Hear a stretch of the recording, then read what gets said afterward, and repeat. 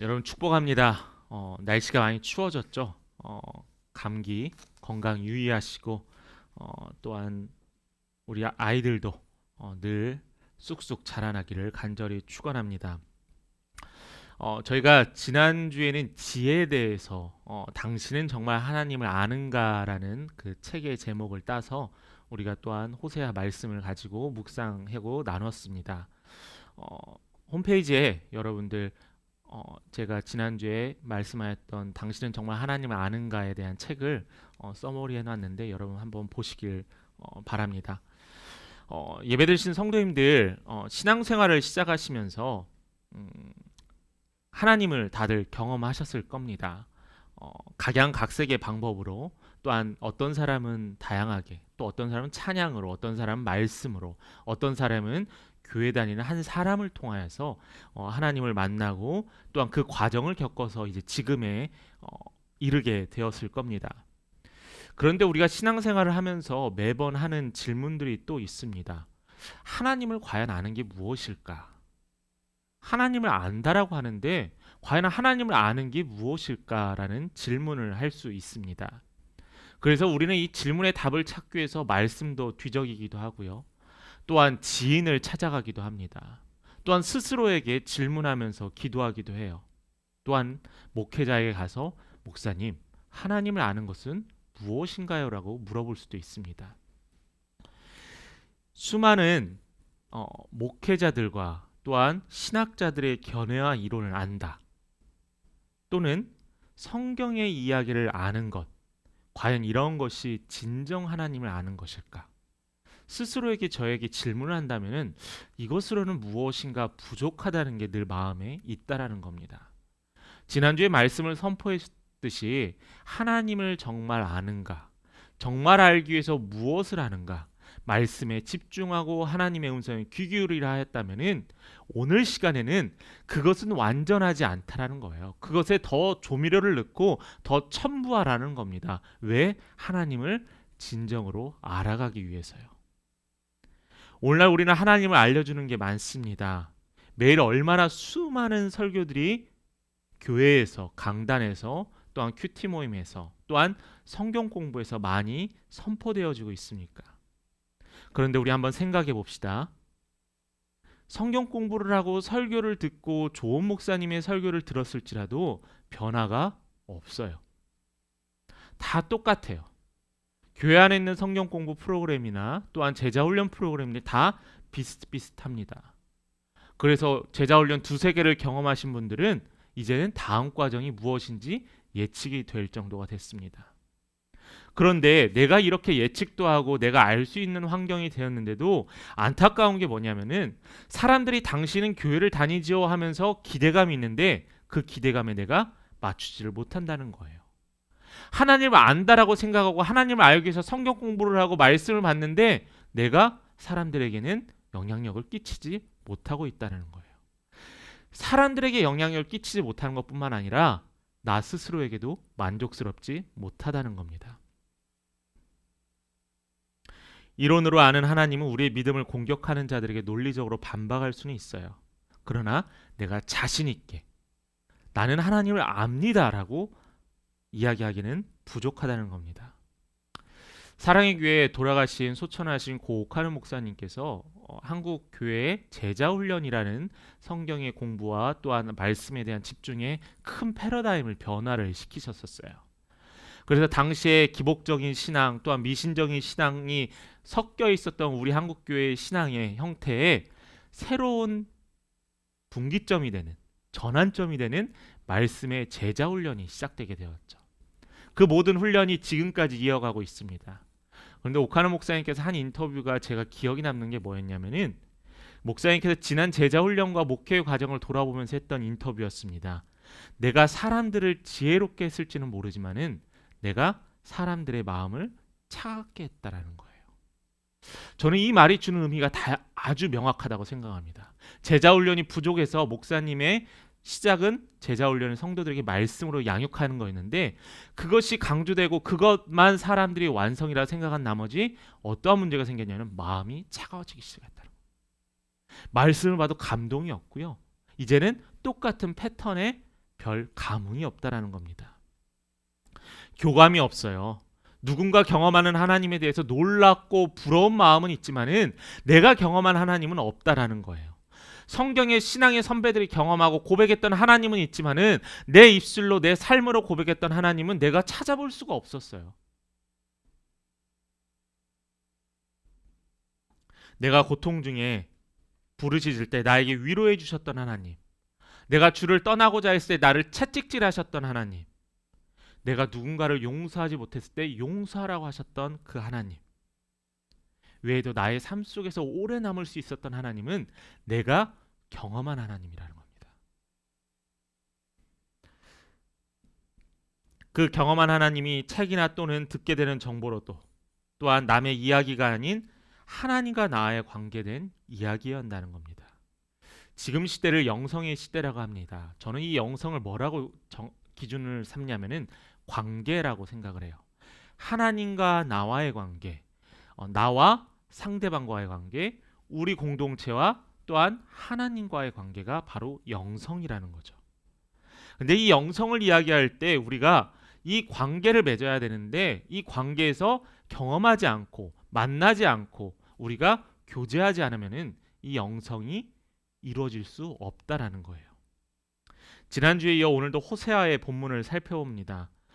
선지자의 사명은 어떠한 상황에 있든지 특별한 민족적 위기의 상황에 하나님의 말씀을 대신 선포하는 자였습니다.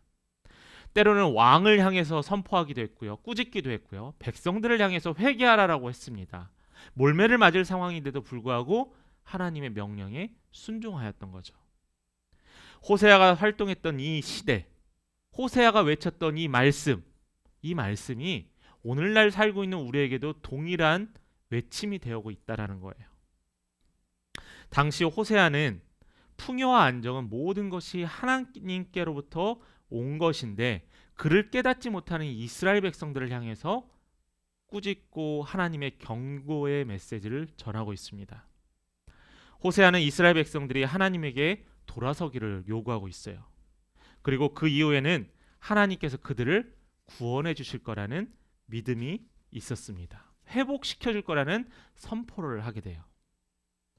그래서 호세아는 하나님께서 호세아를 통해서 결혼을 가지고 그가 하나님의 마음을 느끼게 하고 고백하게 하고 관계 맺게 합니다. 그 결혼을 통해서 이스라엘 백성들에게 선포하게 해요. 그게 바로 오늘 우리가 나타나는 고멜과의 이야기입니다. 호세아 아내는 고멜이었어요. 1절의 말씀을 한번 보도록 하겠습니다. 여호와께서 내게 이르시되 이스라엘 자손이 다른 신을 섬기고 건포도 과자를 즐길지라도 여호와가 그들을 사랑하나니 너는 또 가서 타인의 사랑을 받아 음녀가 된 그 여자를 사랑하라 하시기로. 자, 여기에 나와 있는 음녀가 된 그녀가 누구냐면은 호세아가 결혼했던 여인이에요.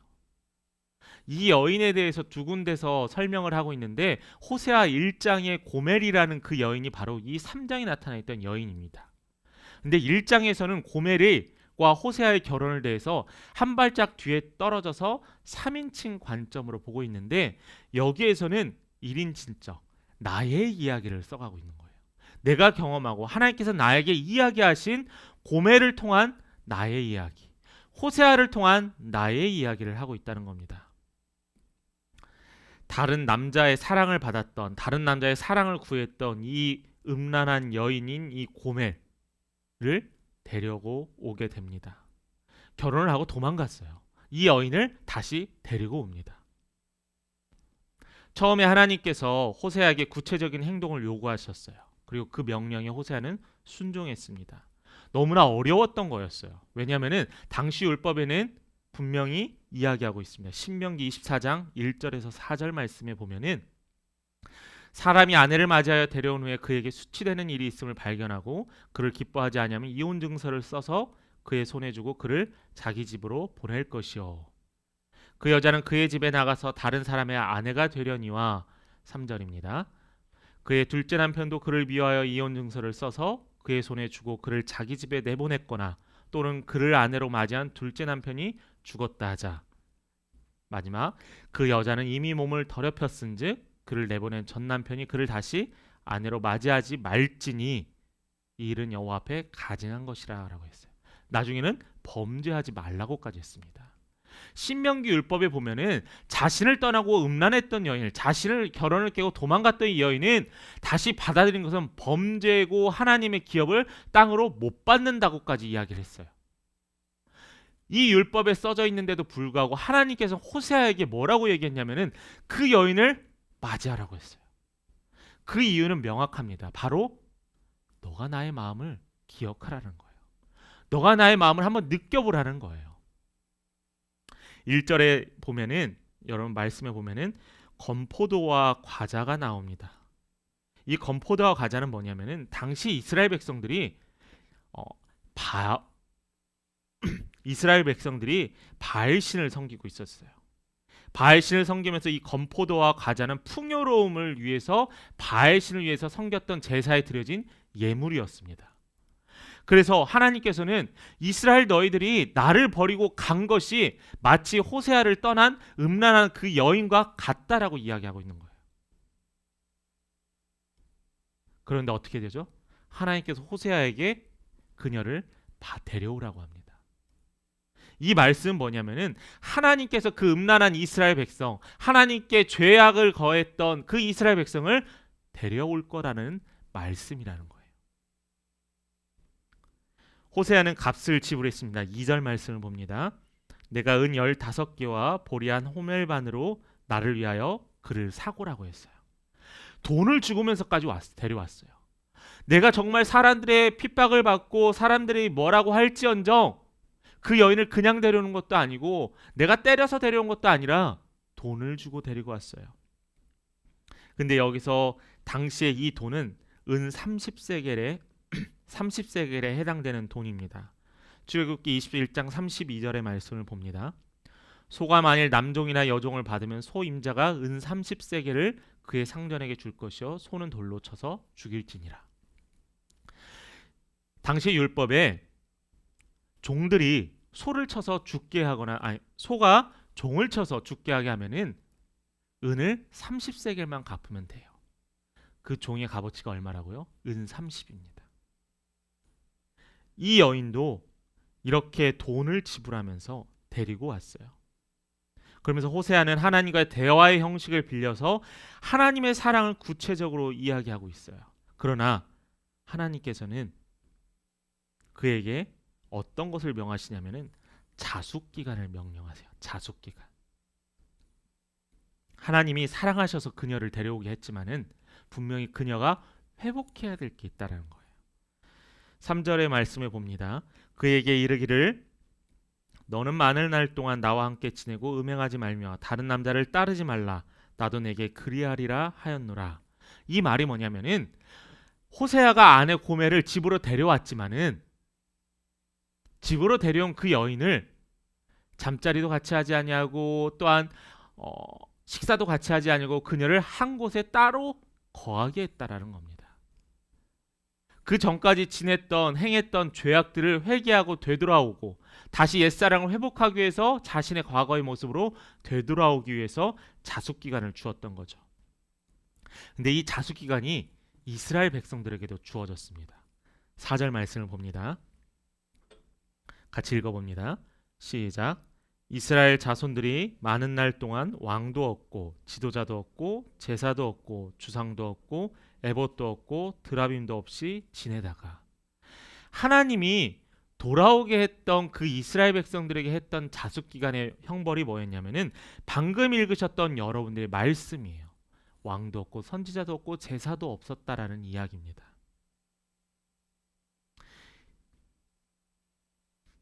이스라엘 백성들이 목숨을 건졌지만은 기약 없는 징계의 시간을 보내야만 했어요. 아무것도 없는 상태에서 그들을 다 깨끗하게 씻어내려야만 했어요. 왜냐하면은 하나님과 함께 동행하기 위해서는요. 우리가 교회 왔을 때 맨 처음에 해야 되는 기도가 예배의 자리에 왔을 때 해야 하는 기도가 하나님 감사합니다. 그리고 그 이후에 우리는 우리의 지난 죄를 회개합니다.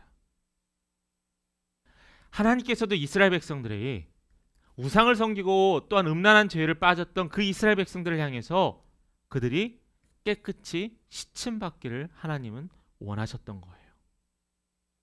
하나님이 그들을 떠났습니다. 그들에게 시간을 주셨어요. 이것도 은혜인데 하나님께서 더 큰 은혜를 허락하셨습니다. 우리가 읽었던 오늘 말씀의 마지막 5절입니다. 같이 읽어봅니다. 시작. 그 후에 이스라엘 자손이 돌아와서 그들의 하나님 여호와와 그들의 왕 다윗을 찾고 마지막 날에는 여호와를 경외함으로 여호와와 그의 은총으로 나아가리라. 하나님은 그들을 향해서 자숙의 기간뿐만 아니라 또한 그들에게 희망의 미래를 약속해 놓으셨어요. 회개한 우리들에게, 죄 가운데 살고 돌아왔던 우리들에게 일정한 시간을 주시면서 하나님은 우리를 향해서 미래를 예비해 놓으셨다는 겁니다. 이게 은혜예요.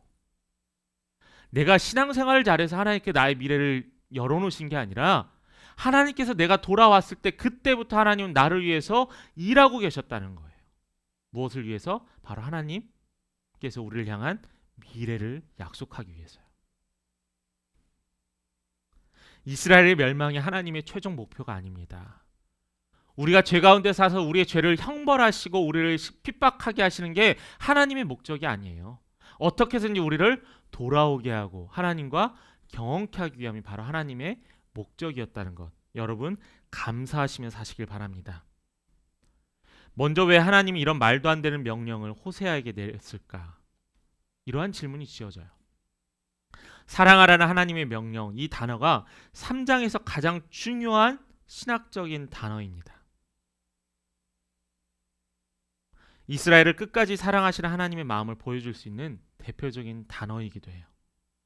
이스라엘 백성을 사랑하는 것처럼 이라는 말씀의 전제로 호세아가 적어도 하나님의 말씀에 하나님의 마음이 없이는 불가능하다라는 것을 표현합니다. 우리가 신앙생활하며 우리가 내 신앙이 좀 어느 정도 성장했다라고 생각할 수 있어요. 또한 거룩한 선지자라고 이야기할 수 있습니다.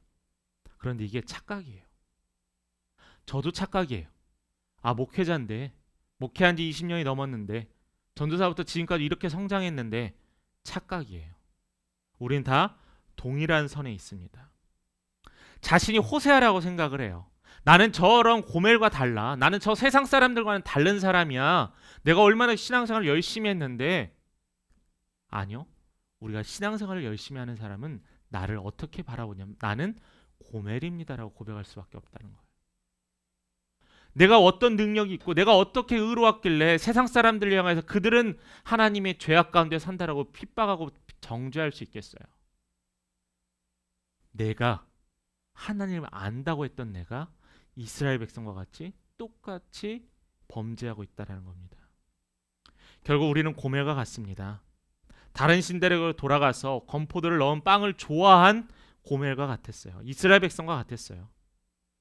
예수님도 이렇게 해서 책망하셨습니다. 마태복음 15장 8절의 말씀입니다. 이 백성이 입술로는 나를 공경하되 마음은 내게서 멀도다라고 했어요. 우리 말씀의 초반에 성경을 공부하고 성경에 대해서 알아가고 좋은 목회자의 유튜브나 설교를 들으면서 살아가지만은 머리는 지혜롭고 많은 것을 얻지만은 마음은 차가워지는 것. 입술로는 나를 존경하되 마음은 하나님과 떠나 있는 것. 거룩한 주일을 보내지만은 일반 사람들과 동일한 삶을 똑같이 살아가는 것. 그게 바로 예수님의 책망의 목적이었습니다. 마음은 하나님이 우리에게 보여주신 뜨거운 사랑에 반응하는 자리예요. 감정은 우리가 하나님의 사랑에 반응하는 자리예요. 눈물이 나세요? 하나님의 제스처에 우리가 반응하는 거예요. 너무나 기뻐서 웃음이 나오세요? 우리가 그 감정을 하나님께 표현해야 합니다. 우리는 반응하고 소통하는 도구가 되어야 돼요. 호세아는 그럼에도 불구하고 외칩니다. 죄악에서 돌이켜서 돌아올 것이라고 희망의 목소리를 외칩니다. 어떤 마음이 드세요? 이 말씀이 어떤 마음이 드세요? 나는 미래의 소망이 있으니까 희망이 있으니까 기뻐. 그냥 단순히 이 마음만 드시나요? 저는 이 말씀을 묵상할 때 하나님의 마음이 느껴집니다. 얼마나 마음이 속상하셨을까. 매번 넘어지고 실수하고 자신들의 이익을 위해서 우상을 섬겼던 그들을 향해서 다시 또 손 내밀고 또한 그들을 위해서 기다려주고 예비하신 그 마음, 안타깝지 않을까요? 속상하지 않을까요? 이런 하나님의 마음이 우리에게 전이가 돼야 돼요. 그 마음을 공유가 돼야 돼요. 하나님 나에게 소망 주셨으니까 좋습니다. 그냥 이 1차적인 것에 멈추는 것이 아니라 하나님 이 말씀을 하시면서 얼마나 속상하셨을까요? 백성들의 행동을 보면서 얼마나 마음이 아프셨을까요? 저를 보면서 얼마나 마음이 아프실까요? 그 마음에 공유가 되어야 한다는 거예요. 시편 34편 18절에서 19절의 말씀을 우리 한 번 더 읽어보도록 하겠습니다. 시작. 여호와는 마음이 상한 자를 가까이 하시고 충심으로 통회하는 자를 구원하시도다. 의인은 고난이 많으나 여호와께서 그의 모든 고난에서 건지시는도다. 고통 가운데서 하나님의 임재와 위로 앞에 마음을 열었던 사람들은 이것이 사실이라는 것을 발견해요. 하나님은 우리를 한 명 한 명 안아주고 싶어 하세요. 성경에서 이렇게 이야기하잖아요. 하나님의 마음에 공감하라고 하잖아요. 뿐만 아니라 하나님이 하시는 일은 이것만이 아닙니다. 하나님은 우리를 고통에서 끌어내시려고 우리와 함께 고통당하고 계신다는 거예요. 아담과 하와로부터 이어진 인간의 죄악으로부터 상처를 치유하시고요. 하나님 이 땅에 오셔서 그의 아들 예수 그리스도를 보내면서 직접 고통당하셨습니다. 그리고 그분은 아픔을 경험하셨고요. 배고픔과 불의와 잔인함을 아시고 이것들을 직접 경험하셨어요. 여러분, 우리가 종종 하나님께 맡기겠어야 합니다. 그런데 우리는 어떻게 사냐면은 내가 자주 가던 길을 내비게이션을 켜고 항상 갔었는데 오늘은 차가 밀려서 내가 이 길을 가봤으니까 혼자 갑니다. 근데 실수할 때가 많아요. 그 길이 아니라 오히려 더 막히는 길을 갈 때가 있습니다. 종종 하나님께 맡기겠다고 하지만은 우리가 하나님이라는 내비게이션을 우리를 맡기지 않을 때가 많아요. 부모와 자녀가 대화를 하는데 공감이 필요합니다. 저도 물론 실수를 많이 합니다. 자녀의 마음에, 딸의 마음에, 또한 부모의 마음에 공감해야 되는데 저의 마음에만 집중하고 있어요. 설교 시간에 드라마 이야기하면 별로 은혜가 안 되지만 제가 며느라기라는 드라마를 봤어요. 저희 가족이 좀 즐겨보는 드라마인데 카카오 TV에서 토요일마다 합니다. 근데 전 그걸 보면서 뭘 느끼냐면은 어떻게 보면은 며느리들의 입장에서만 드라마가 진행이 되는데 어떻게 보면 그 어머니가 상당히 불쌍하더라고요. 남편한테 치이고 아들의 눈치 보고 며느리한테 명령해야 되고 며느리가 빨리 나오게 하려고 그 추석날 아침에 도마지를 세게 해야 되마는 그 어머니의 마음. 우리가 서로 간에 공감한다면은 이 모든 것들이 조금 더 한 단계 더 성숙해지지 않을까. 여러분, 처음 경험하는 사람들은 어리숙할 수밖에 없어요. 처음 공감하려고 하나님을 만난 사람은 어리숙할 수밖에 없습니다. 제가 자전거를 초등학교 2학년 때 두발 자전거를 배웠어요. 누가 가르쳐주지 않고 동네 형이 자전거를 빌려서 탔습니다. 매 여름밤에 2시간씩 그 형 자전거를 타고 다녔어요. 첫날에는 제 다리에 온몸에 기름이 범벅이었습니다. 넘어지면서 부딪히고 다치고 피도 나고요. 거기서 포기하지 않았어요. 2번, 4번, 3번, 3일째 되니까 이제 자전거를 신나게 탈 수 있게 됐습니다. 이제는 한 손을 놓고 탈 수 있는 경지에 오르게 됐어요. 여러분, 맨 처음에 이것에 대해서 경험하는 것에 대해서 무서워했다면 저는 자전거를 못 탔을 거예요. 하나님을 만나는 것이 두렵고 하나님을 만나는 게 무엇인지 기대하지 못했다면 하나님을 만나기 위한 몸부림치지 않았을 겁니다. 자전거를 타고 가면서 즐기는 그 여행의 시간들, 하나님을 만나면서 경험하는 그 여행의 감사함들이 우리 안에 있을 수 있다는 거죠. 하나님께 부르짖습니다. 때로는 침묵도 경험해요. 소리치는 메아리 같을 때가 있습니다. 경험이 없어서 당황하는 거예요. 이러한 것들을 많이 경험할수록 우리에게는 단련될 수 있다라는 겁니다. 한 사람이 인생을 살아가면서 만난 사람은 참으로 많아요. 만나면 좋은 만남도 있고 나쁜 만남도 있습니다. 가장 귀한 만남은 하나님을 만나는 겁니다. 여러분 이거 꼭 기억하시기 바래요. 하나님을 만나는 만남이 내 인생의 최고의 만남이다. 하나님을 만나는 만남이 내 인생의 가장 존귀한 분을 만나는 만남이다라는 것을 잊지 마시기 바랍니다. 야곱은 약복강가에서 하나님의 임재를 경험했습니다. 하나님을 만났어요. 그래서 승리자의 인생으로 바뀌었어요. 호세아 선지자는 하나님과의 만남을 통하여서 하나님의 마음을 공감하게 되었어요. 우리가 소망해야 되는 것은 하나님의 마음을 경험해야 된다는 거예요. 그리고 어떻게 해야 됩니까? 바로 호세아가 했던 것처럼 불가능한 것을 율법을 어기면서까지 사람들의 손가락질을 받으면서까지 하나님께 순종했다는 거예요. 하나님을 경험하는 방법은 하나님의 말씀에 순종하시기 바랍니다. 우리 말씀을 한번 되돌아봅니다. 하나님을 안다는 것이 무엇일까요?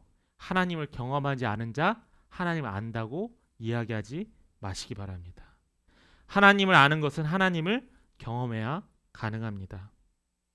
영적인 빈곤함, 질병의 원인 바로 나 자신에게 있습니다. 하나님을 만나지 못하고 경험하지 못한 이유는 내가 그분의 곁에 있기 위해서 무엇인가를 하지 않기 때문이에요. 내가 무엇을 하지 않으면서 하나님이 나를 만나 주시겠다 하는 것은 아주 낮은 신앙 단계. 하나님을 경험합시다. 하나님은 성경책에만 계시는 분도 아니시고요. 다른 사람의 삶에만 나타나시는 분도 아니십니다. 우리 삶에 찾아와 직접 만나 주시는 분이 우리 하나님이세요. 하나님은 우리 삶에 찾아오셔서 교감하기를 원합니다. 우리들의 이야기를 듣기 원하고 우리들의 마음을 주고받길 원하세요. 말씀을 마칩니다. 하나님을 경험한 자는 시험이 닥쳐올 때 흔들리지 않고 굳건할 수 있습니다. 왜냐하면 하나님을 경험했기 때문에. 하나님을 경험한 자는 홍해를 건너게 하신 하나님을 눈앞에 있는 요단강도 여리고성도 물리치고 건널 것을 확신합니다. 왜냐하면 하나님을 경험했기 때문에요. 그러나 머리로만 하나님을 안다고 생각했던 자들은 시험이 오면 무너져요. 조그만한 유혹이 오면 무너집니다. 이성으로 이해하는 하나님을 이성적으로만 이해하려고 해요. 그런데 여러분, 여러분의 감성을, 여러분들의 마음을 하나님과 교감하십시오. 골방에 들어가 기도도 하시고요. 회사에 출근하면서 집에 있으면서 혼자 있으면서 찬양을 들으면서 하나님께 기도하세요. 하나님의 마음을 알게 해달라고 기도하시기 바라요. 때로는 눈물로, 기쁨의 감사로 교감하도록 합시다. 생각으로 하나님의 구하고 머리로 하나님을 구하는 것뿐만 아니라 이를 넘어서 우리의 마음과 우리의 영혼으로 하나님을 경험하시는 우리 믿음의 성도님 되기를 간절히 축원합니다. 우리 시간